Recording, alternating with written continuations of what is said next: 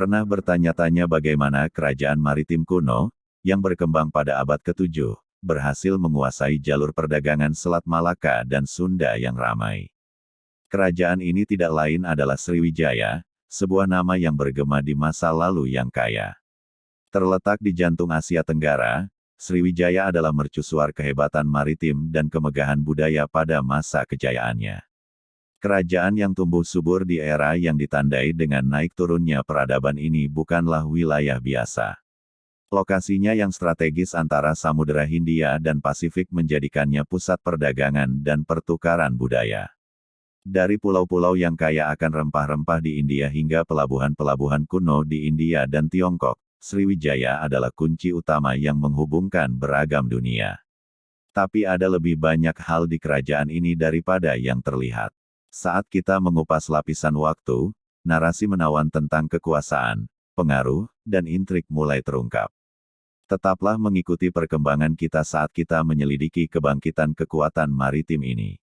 Bayangkan sebuah kerajaan di abad ke-7, yang memiliki posisi strategis untuk mengendalikan perdagangan rempah-rempah yang menguntungkan, dan dengan cepat menjadi terkenal. Ini adalah Sriwijaya, sebuah nama yang akan segera bergema di koridor sejarah Asia Tenggara. Kebangkitannya dipicu oleh badai keunggulan geografis, kecerdasan politik, dan pengaruh budaya.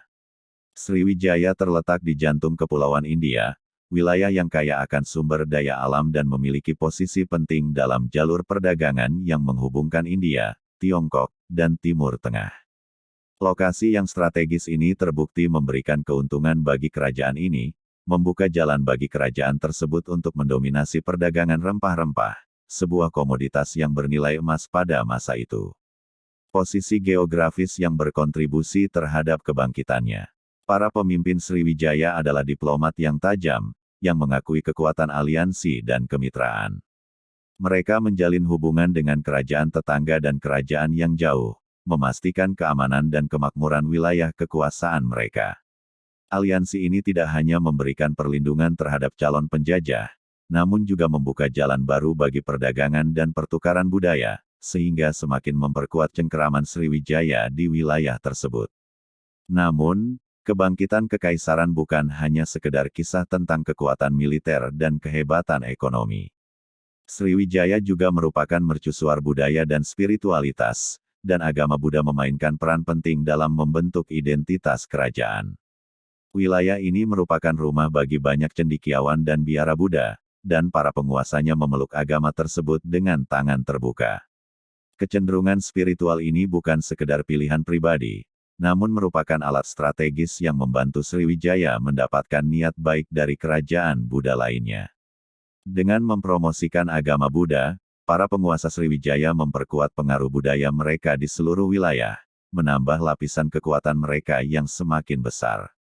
Sebagaimana telah kita lihat, pendakian Sriwijaya bukanlah suatu kebetulan, namun merupakan hasil dari lokasi yang strategis, diplomasi yang cerdik, dan pengaruh budaya.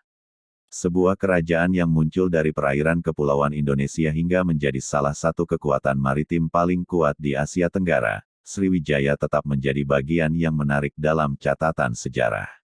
Ya, kita telah melewati kebangkitan kekuatan maritim ini, kendalinya atas jalur perdagangan yang membentuk kekayaan dan dominasinya.